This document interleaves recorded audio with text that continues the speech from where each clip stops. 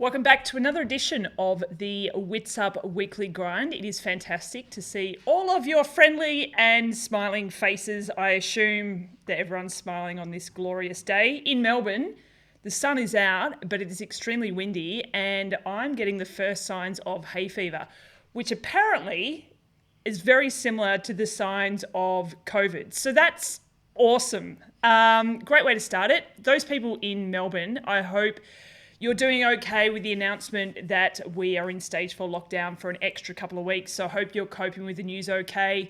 We're trying to sort of focus on the positives of it. I know it's super hard to find them at the moment, but exercise going up to 2 hours a day is great news. That may be about it, I think. But anyway, I hope you're doing okay.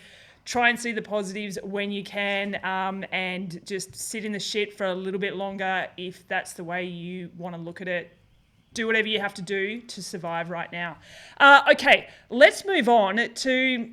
I've called it the fan favourite. I think because so many people have asked me to get Ash on a regular basis. So many people have enjoyed when we've had Ash on in any sort of capacity, whether that's at an event, on the podcast, whatever. So I thought it was time to bring her back. So ladies and gentlemen, please welcome for the first time on the Witsup Weekly Grind, Ashleigh Gentle. There's applause. Hi. I just played a little. I've got a sound effect, which is which is applause. You can't hear it, so it's probably a bit weird, but a little bit. How you doing? Good, thank you. How are you going? I'm all right, thank you very much. Apart from sneezing and concerned that I have COVID, which I don't, but I do have hay fever today, so I hope it doesn't look like I'm crying. No, you look good. Ash, how have you pulled up from the biggest race of the season, the Bribie Island Triathlon on Saturday afternoon? Yeah, a little bit sore. Not maybe as bad as I thought it could have been, but I think it was a bit of a shock to the system. It was nearly 6 months since I've raced at Witsup Tri, which was the last race that we had before everything kind of went into shutdown. So yeah, it was strange. Like I kind of felt like I felt pretty fit going in. Like I've been super consistent in training, but yeah, just that, even just running off the bike, and it just felt a bit harder than it usually would. So just obviously that lack of racing, I definitely felt that, but it was so great to be able to go to a local race here in Queensland, which it's like an hour away from me, but I've never been to Bribie Island before. So it was actually really nice to be able to go back, and there was a few young triathletes that I met there that were able to get back out there and race as well. Some of them did like the younger triathlon that for the kids like earlier on, and then some of them like we were racing with us in the professionals. So it was really nice because I think a lot of people obviously been missing it. So that was nice to safely connect with some of the triathlon community again in a small way, but it was really nice. Yeah. I want to know, because I know it's been a long time since I've raced a triathlon, but when I returned after having Frankie, there was so many things I forgot, like just those little things that you forget to put in your, in transition or, so did all of that sort of just spring back to mind, or was there a couple of, I guess, maybe rookie areas that you may or may not have made?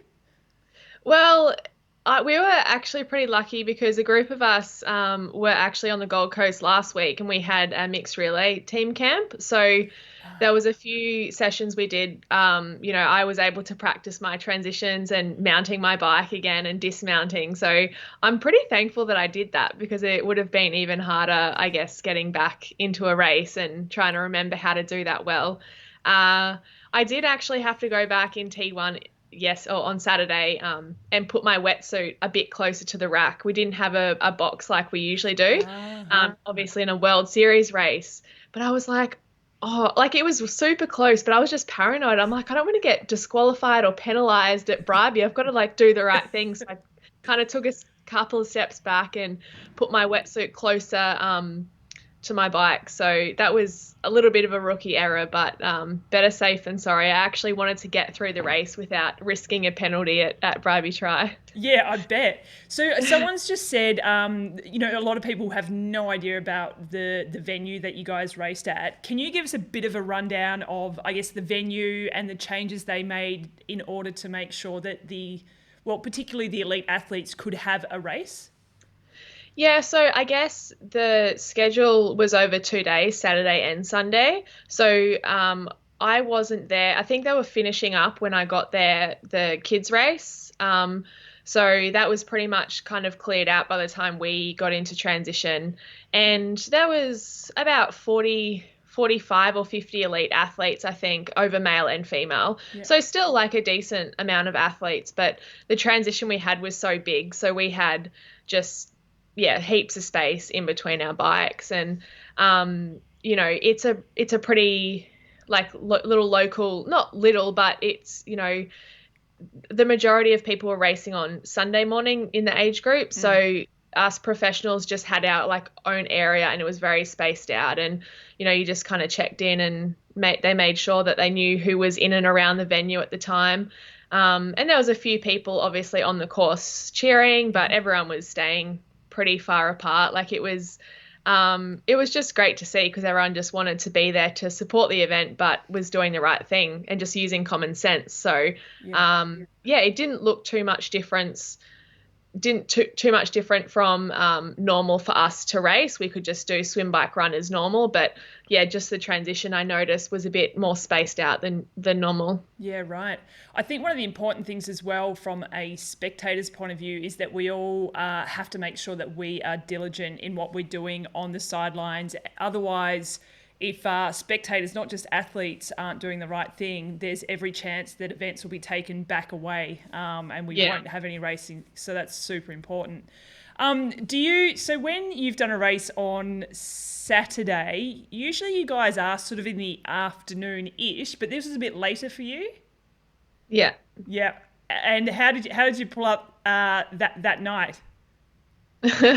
Well, yeah, I didn't sleep too well, and it's funny because we actually generally have quite late races, so it wasn't too unusual to be at 4:15. That's on the World Series circuit, especially in Europe when the sun stays up so late. That's pretty much midday for them. So, I kind of get used to being able to sleep and relax after the race. But yeah, for some reason I couldn't. I think I was just on a bit of a high. I was able to get back on the race course again, so I wasn't able to sleep too well. But I pulled up pretty well in terms of the next day, despite the severe lack of sleep. Just knowing I've got Sunny Coast this weekend, I actually got on Zwift and still trying to like tinker with my position and make sure I'm comfortable enough for 90K. So I was changing my the front position around a little bit, my bars, making sure I was as comfy as possible. So I pulled up okay on Sunday. So the big news from the Ashleigh Gentle camp is that you are returning to half distance racing. And Jordan has just commented that she's stoked to see you sign up for Sunny Coast, and that there's going to be some legit racing from the Aussies, in particular the Queenslanders, next weekend. Have you had a bit of a squiz at the start list? No, because I couldn't work out the website. I need to go back on and try and navigate. Well, I don't know, maybe you can send me a link, Steph. I haven't seen it yet, but honestly, I didn't try too hard to find it. So yeah, I will have a look maybe after this. But no, I haven't seen any start lists, but I'm just kind of making assumptions who I think will be there. But I think it'll be a good race. I think it's going to be fantastic. I saw that Sarah Crowley has announced that she is racing. I saw that she put that out on social media.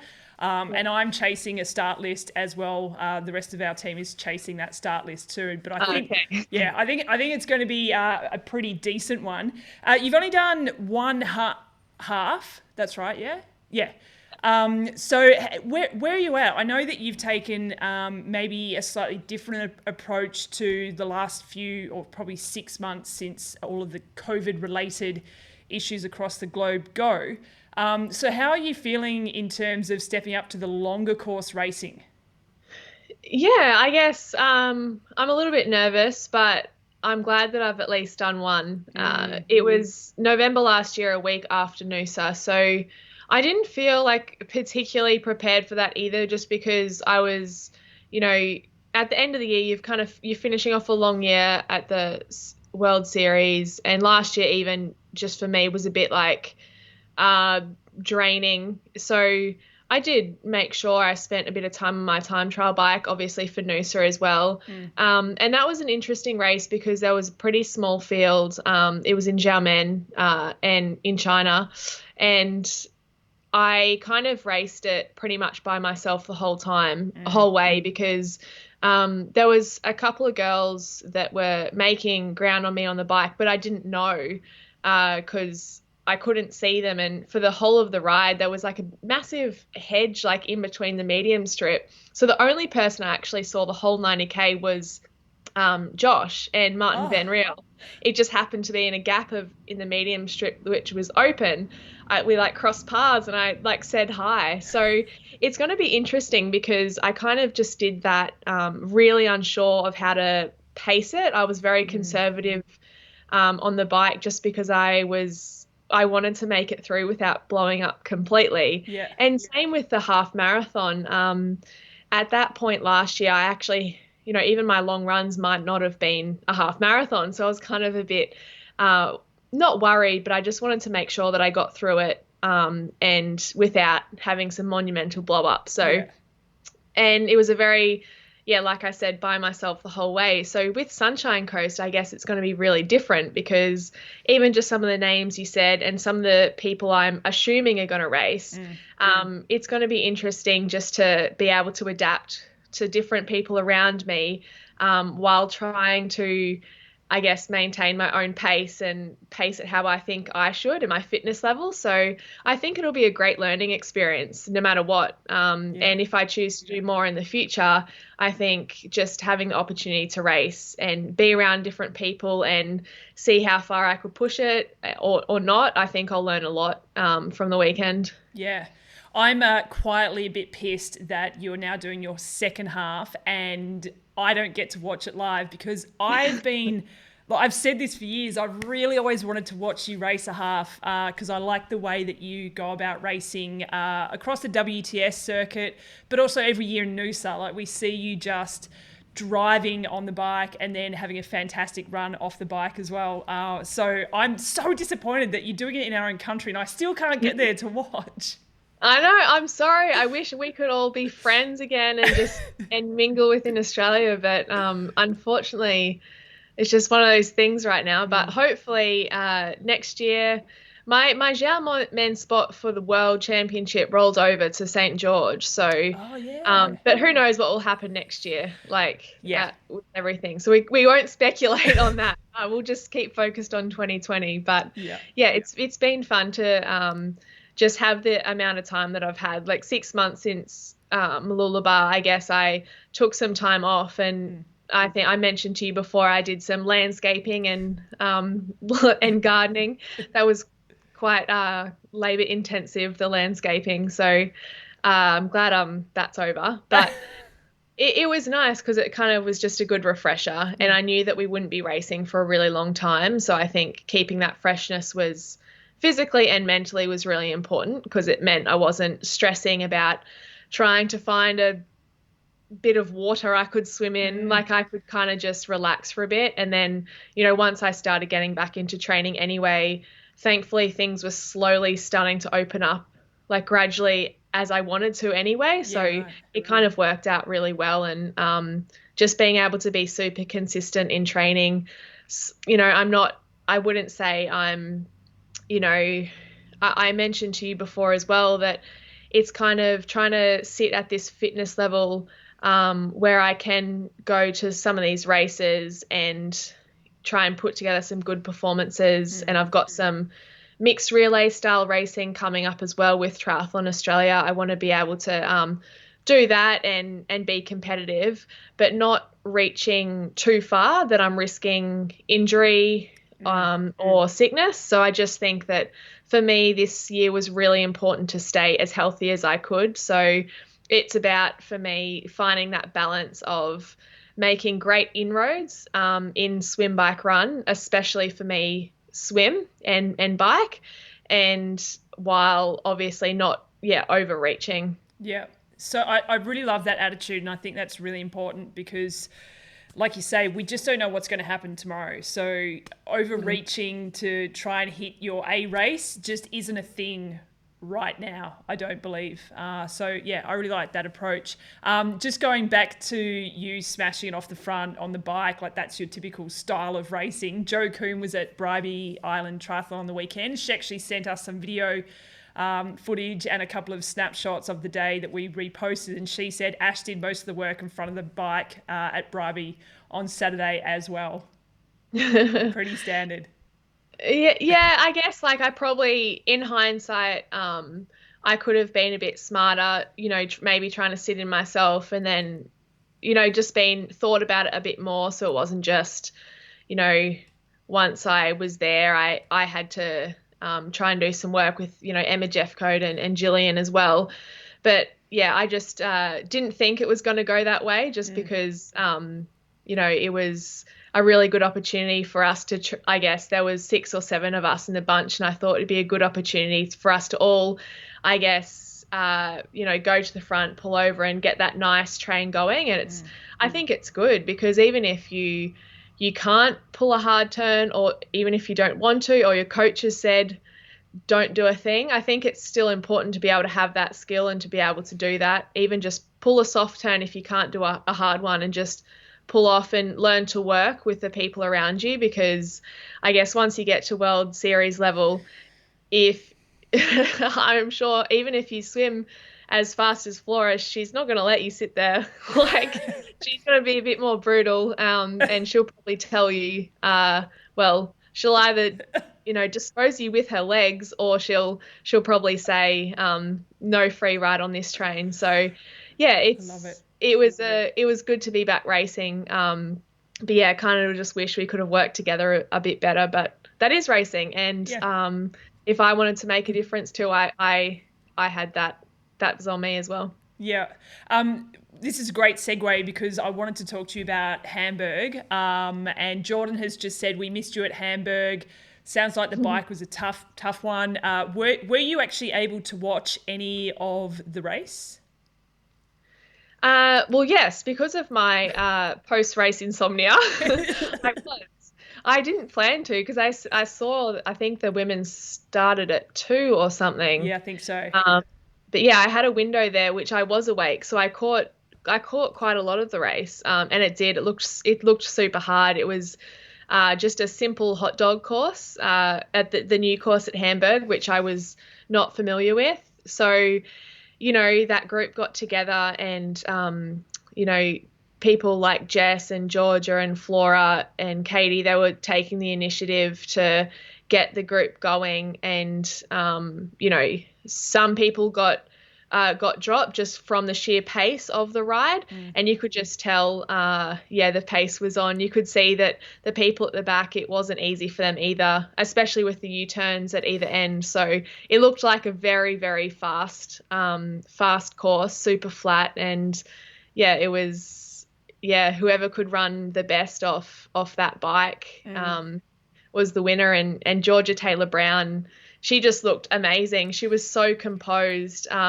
She looked like she was doing it easy, and just it was so nice to see her running just so well, like effortless. And yeah, it was a great race. Yeah, and I've had quite a few people say how Georgia Taylor Brown just looked like she was cruising. And I feel like over the last, couple of years, and she's a great athlete, but she, for someone who's performing well, it looks like she's just continually improving as well. I think she is going to be a lot of trouble for people next year.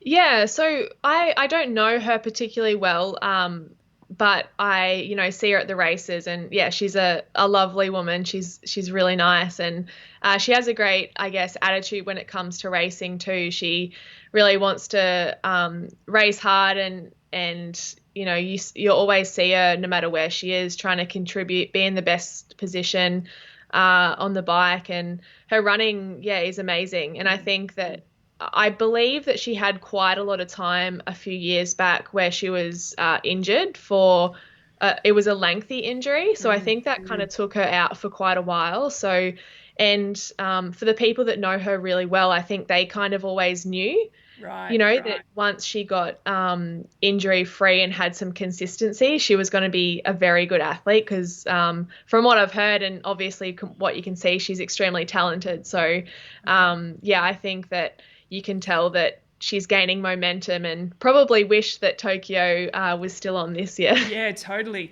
Jordan just said that she spoke to Taylor Spivey and she was seeing 500 watts out of every turn, which is just monstering it on the bike. Do you notice that kind of stuff when you're racing, or is it always when you look at the data after a race? Oh, yeah, I definitely wouldn't look at that during the race. Maybe if you just happen to glance down and see some power spikes, you could, you just observe it. But definitely with our type of racing, if you have a power meter, it's basically, well, let's just see what happens this race and see what it takes to stay in the group or drive the group, and you look back on it later and it's like, wow, well, that was very hard, or that could have been better. So Yeah. Taylor Spivey's a pretty small athlete too, so 500 watts for someone so tiny, yeah, she's obviously working hard in and out of the corners. Yeah, for sure. I wanted to get your opinion, and I know that you posted about this. Quite a few people have been, I guess, up in arms a little bit about Hamburg being called the World Championships. What are your thoughts on it? I guess, obviously you see a performance that Georgia put out, and I see that, and obviously Flora was second to returning to racing and raced super well. And I would say, it was a world-class performance, and there's no denying that. And even I think Georgia's having a hard time accepting a world title, but I do think that it was pretty unfair. I found out less than 2 weeks. Yeah, less than 2 weeks before Hamburg, and as fellow Australians watching this, this live right now, you understand that you can't get to Europe with less than 2 weeks notice and expect to even race a world championships, even if you wanted to. And for me personally too, I was never going to go to Hamburg because the risk. I don't have a home in Europe. So, there's caps on Australian citizens coming back into Australia. So I don't have somewhere to call home if I'm not able to catch a flight straight back. Yeah. So I just really felt for, a lot of the Australian, I think some of the Canadians and obviously New Zealand athletes and whoever else couldn't go because it's just a bit hard to swallow when you've, committed so much of your career to making the Australian team and racing on the ITU circuit, and just missing out on a world championships is a bit hard, especially when even looking at the field, there's some athletes who would have had, full access or generally normal access to training facilities and opportunities. And then there's some athletes who wouldn't have been able to swim for 2 months. And obviously, probably someone like Jess Learmonth probably didn't swim for 2 months, but she's fine, lucky for her. She's just that damn good. But I just do think that it was just, it wasn't a level playing field, and it wasn't, fair opportunity for everyone. But yeah, you do. And then in the same breath, I'm like, I don't think it was fair, and I don't think it was the right call, but George's performance was world class, so it was a great race. And this, Ash, is one of the reasons why you're a fan favourite, because that response was fantastic, recognising that George's race was phenomenal, world class for sure, but also that it's a bit of a kick in the guts for those people who couldn't make it. And I think that response is just shows how pro you are, but also how empathetic you are as well, and can recognise a good performance, whether it is a world championship or not. Yeah, it was great to watch, and I think that no matter what your thoughts are on it, I think everyone's pretty happy to see racing back. I'm happy. I'm whether, it was a world championship or not, when I knew that they were actually going to be able to race Hamburg in a, behind closed doors, so to speak, with no crowds. I was happy to see that I was able to put something out in a safe way. Yeah, definitely. Courtney Akrieg has just tuned in as well, and she's sending all the love that she always sends. Yeah. Lastly, just before I let you go, and I didn't even prepare you for this because I just came up with it, but what's one of the biggest lessons that you've learnt about yourself, I guess, in the past 6 months that you can take into, well, even next weekend at Sunny Coast, but into future racing? Oh God, You're that's welcome. actually so hard. I don't even feel as though that I'm the same person as I was last year. I feel as I've learnt so much. Yeah, I just, oh my gosh. Yeah, you did put me on the spot. Yeah, I sorry. think for me, just taking, I guess, accountability for my own career and life has been something which has been a massive change for me. I feel as though that, being happy and being able to get the help that you need to perform on the world stage and be a world class athlete and have aspirations to be a world class athlete, you can put that around you and you can source those people to help you, but you can still be the one controlling your career. And I think that I've learned so much throughout my whole career, just from the different coaches, mentors, people just wanting to help me, or just from mistakes I've made. And I think I'm finally at a point in my career now where that's kind of all coming together, and I've been given the time and the space to look back on that and learn from it. And it's very empowering. So I think that having trust in myself and my little team, that we're doing the best for me and to doing what I need to work on, and not worrying too much what else everyone else is doing and all the other noise that comes with being a professional triathlete. And that's just so important, and just trusting that.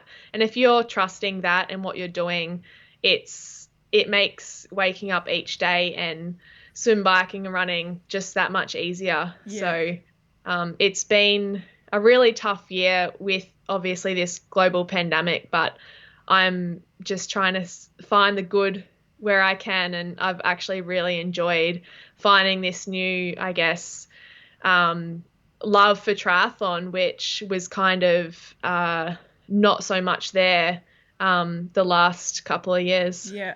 I think that's a fantastic takeaway for everyone right now, triathlete or not a triathlete, is that taking that time to sort of step back and really look at things and reassess and figure out what you truly enjoy, what your passions are. And if that's a silver lining in all of this madness, then that's a fantastic silver lining. Yeah. Yeah. Someone did just say that you've learnt to live with Josh's sense of humour, because I guess this is the longest period of time that you guys have actually stayed in the one spot together.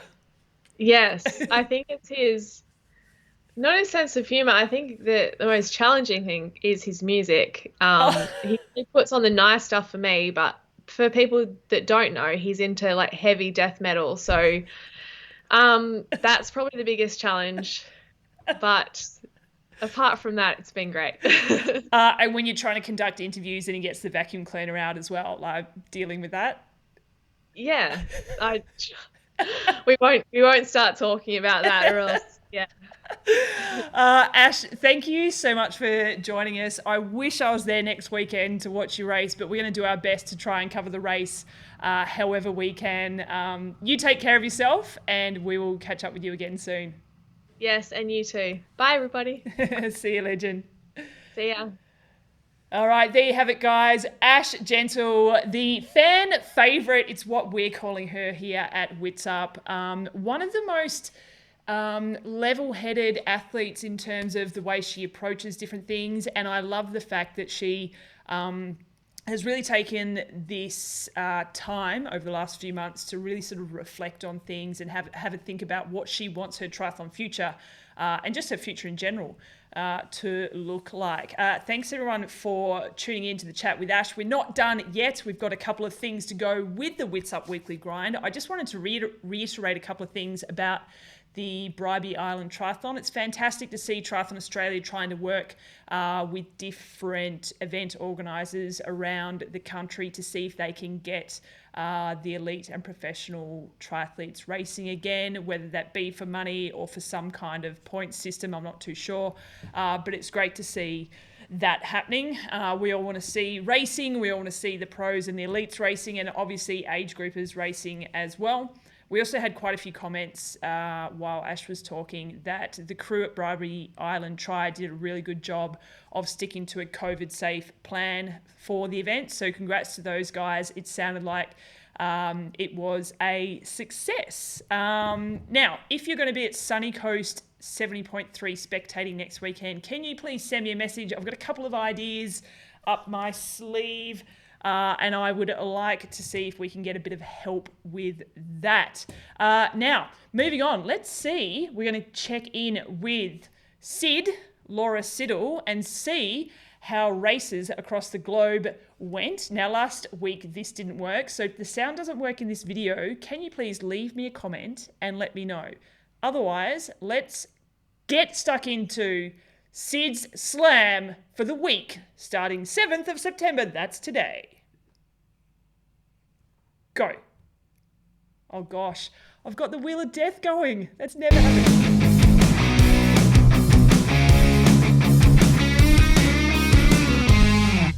So here we go, week 2 and the 2 minutes wrap up of the races from the weekend. Last weekend I had 1 race which was actually cancelled. This week I have 9. Wish me luck. Hamburg World Championship saw Georgia Taylor-Brown take the title in what looked like effortless style, running away from the rest of the field. Flora Duffy showed that she can come back from injury once again and still compete at the top, driving the bike leg and hanging on to Taylor-Brown as long as she could on the run to come in second. Young German Laura Lindemann ran herself into third, showing the form that gave her the World Cup title in Banyoles in 2019 to take the third medal. In the mixed relay, France took the gold ahead of the USA and Great Britain, with the 3 countries breaking away on the third leg, Zefiris, Learmouth and Bogrand going head-to-head before it splitting up on the 4th leg to decide those final medals. 7.3, wide-to-wire win for Lisa Norden in Gdynia, displaying her dominance on the bike to give herself a big cushion into the run. Caroline Lehrida finished in second, Kimberly Morrison in third. Justine Mathieu took her first 70.3 win in Les Sables d'Olonne, running into the lead at 17.5 kilometres, only overtaking Fenella Langridge, who had been leading from the water, who ultimately finished third, also passed by Alex Tondeur in the final few kilometres. Brit Cat Matthews also took a wire-to-wire win and her first 70.3 Ironman Pro win at Tallinn, 70.3 ahead of Maya Stage Nilsson, who had an impressive swim, so watch out for that next year, and Kadia Kavinga. Another Brit showing her fantastic form of late was Nikki Bartlett, who took out the Helvellyn Triathlon and a new course record ahead of Ruth Astle and India Lee. Go look at the photos, look absolutely epic, and what looked like some hands and knees scrambling on the run in typical British summer weather of 0 degrees. In the PTO prize purse, Bartlett finished 5th overall and Ruth Astle 8th compared to the men. And in a pretty impressive gesture, Ali Brownlee, who won, donated his prize money, half to the pros who raced but didn't earn any money that day, and half to the Brownlee Foundation. In other news, Lauren Brandon, Nikki Bartlett and Heather Jackson beat the men in the latest IMVR series, a relay of men versus women. Nicholas Spirig also raced a local triathlon, probably beating most of the men as well. The Aussies did have a chance to race this weekend down at Bribie Island, saw Jazz Hesland win over Ash Gentle and Gillian Backhouse, but you already know that from Ash's appearance on the grind. Next week, 70.3 Sunny Coast, rubbish.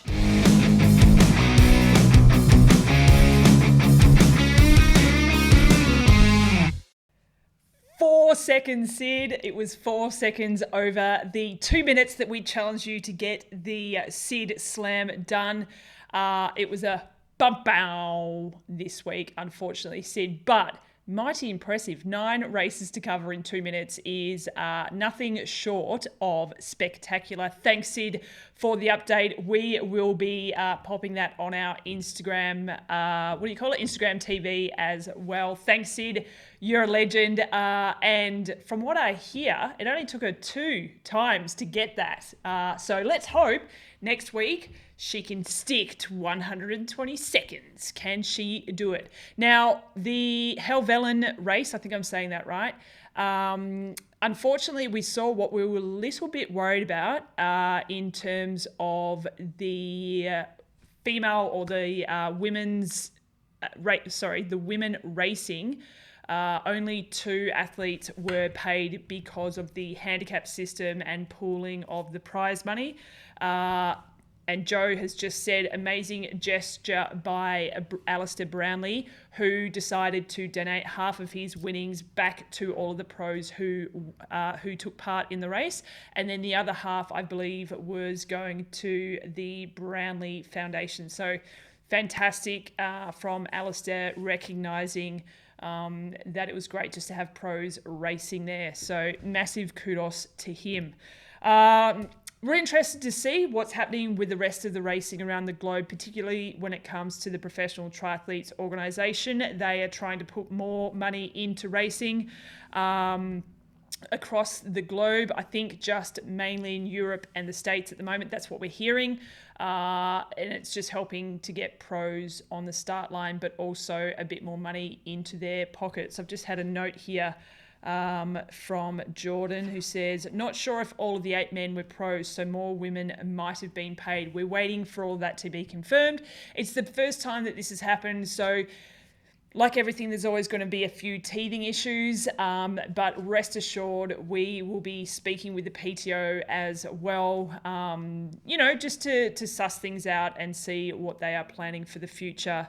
And no doubt the team of Laura Siddall and Jordan Blanco, who are doing the race wrap-ups here behind the scenes at Witsup, will have a few more thoughts on that in the coming days. What are your thoughts on the race? The race looked epic. It looked very, very tough. Did anyone get to watch? Because they were putting a few videos up online, I think under the Pro Triathletes Twitter handle, I think. You can just go back, scroll through their Twitter feed to check out some of the video footage and the photos from that event. Looked pretty hectic, looked pretty full on, which I kind of like. Kind of like a triathlon race that's tougher than just the flat, boring roads. So I love it. Okay, good news. What is your good news for the week? Please, let's just put this little ticker down. Boop. What is your good news from the past week? Would love to hear it. Our good news is, and I feel like this is just blowing smoke. Blowing smoke? What do you say? Pissing in someone's pocket or blowing smoke? That makes it sound insincere. We promoting Chef Bribie. I don't mean it to be promoting Chef Bribie on this channel, but for us personally, Bribie has been hosting, or he's done 3 now, some live cooking shows, and they're just going really well. And it's what we need right now is some positive stuff happening in these 4 walls. So for us to be launching that and it going reasonably well is fantastic news for us. So that's what I wanted to share. If you're interested in knowing what I'm talking about, just search for Chef Bribie on Facebook. You'll find that page and all the details are there. Jordan has just said Caroline Livesey was running the PTO Twitter handle. Best news? Heck, Global Triathlon Racing is back. That is awesome. And we here at Witsup are excited to be talking about actual real life racing. It got to a point where we were just getting a little bit, I don't know, there's only so much you can talk about virtual racing or augmented racing or whatever you want to call it. So we here at Witsup are super excited to be talking about real life racing. What do the kids say? IRL, in real life. Joe Coombe, our worldly possessions arrived in Noosa from Melbourne. Fantastic news. Glad to see that you're settling in Noosa. Love to see that to the Coombs. Who else have we got here? Boop. Pam, I just looked at Sunny Coast start list. I had no idea there were races with so many athletes allowed right now. So interesting with Sunny Coast 70.3. I haven't looked at the professional race list yet. I'm waiting to get official word from the team. I think cutoff was maybe Friday night. I could be wrong, but I think it was around that. But as far as age groupers go, I had a look at the start list last week, and there was about 1,100 people on the start list, give or take, and approximately 750 people were from Queensland. So I think it's safe to assume that those people in Queensland will be racing. People from New South Wales, Victoria especially, Tasmania, I don't think they can fly it. I think the borders are closed there as well. I think South Australia and Northern Territory are the only places that people can travel from to Queensland. So that might be an extra 50 people on top of the 700 to 750 people racing. So as far as that event is concerned, we will see 700 to 800 people racing on Sunday.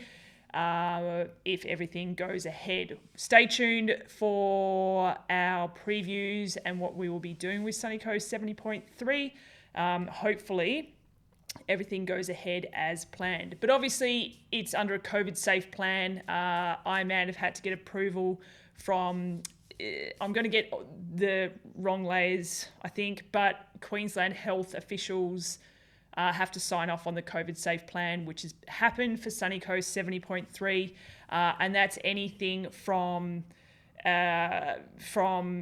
distancing in transition to contact points when you arrive at the venue and all that kind of stuff. So from a media point of view, there is no access to media, so you will not have anyone at the finishing line apart from the official photographer, which I think is finisher pics. So you still, as age groupers, will get your finishing line photos, but you won't be seeing media in any official capacity at Sunny Coast 70.3. But we're working on some things, so stay tuned this week and we'll let you know what we have planned for Sunny Coast 70.3, hopefully. Just a reminder, if you are going to be at 70.3 Sunny Coast as a spectator, please just drop me a private message or leave a comment here and I'll get back in contact with you. I've got a few things that I want to try and sort out. Jordan, I'll fill you in about that tomorrow.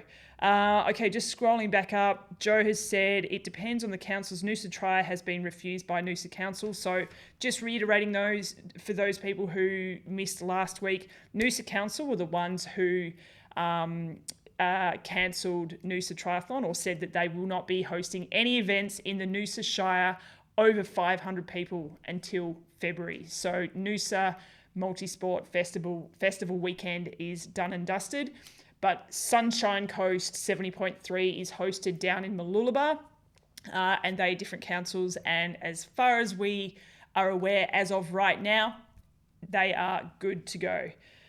Wine time for our friends over in North America, fantastic.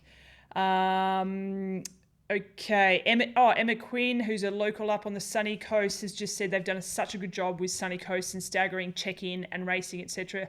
It's so good to see. So staggered starts at the race. There's also staggered when you check in your bike, all of that kind of stuff. I believe there's things like there's no transition tours. So if you are a beginner triathlete, if you've never done a half distance triathlon and you're about to do Sunny Coast 70.3, make sure you are asking lots of questions online because I feel like that is the only place you're going to get answers. So ask your friends, reach out to people, even on the Ironman website. Reach out to us if you've got any questions. We'll do our best to answer those questions if you haven't done a half-distance triathlon in the past. But it's great to see that events are happening in Australia.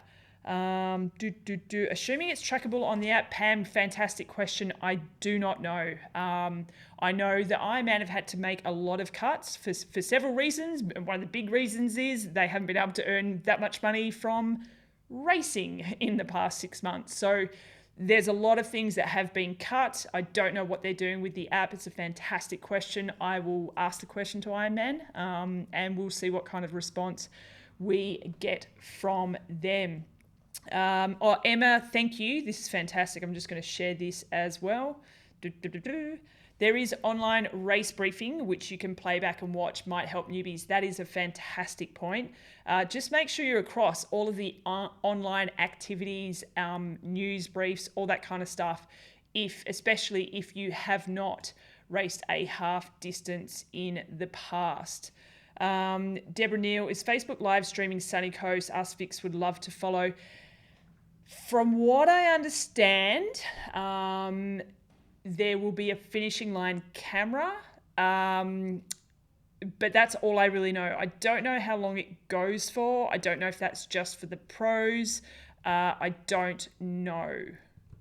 Great question. But again, stay tuned. I'm getting messages from people saying that they're going to be there spectating, and I have some plans in here, which is a scary place to be. Wait till they come out, because we miss racing too, and we want to see what's happening up there.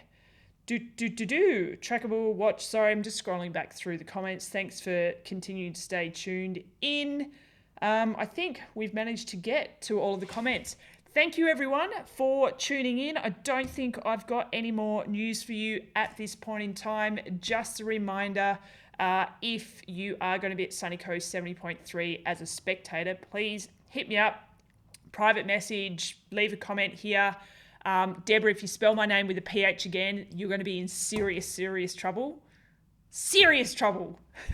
Hope you're doing well, Deb. Deb is in Melbourne, so she's part of the extended lockdown here. So I hope you guys are coping okay. The great news for us that in a week we're allowed to exercise outside for 2 hours. What? So I'm about to get super mega fit.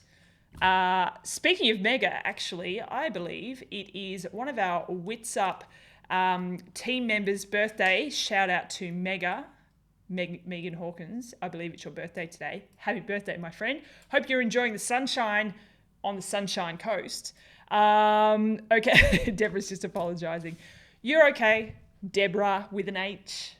Okay, guys, I'm going to get going. Enjoy the rest of your day, morning, evening, wherever you're at the moment. And we will catch you here next week on the Witsup Weekly Grind. I'm going to sign off with this. Hang on, let's do that.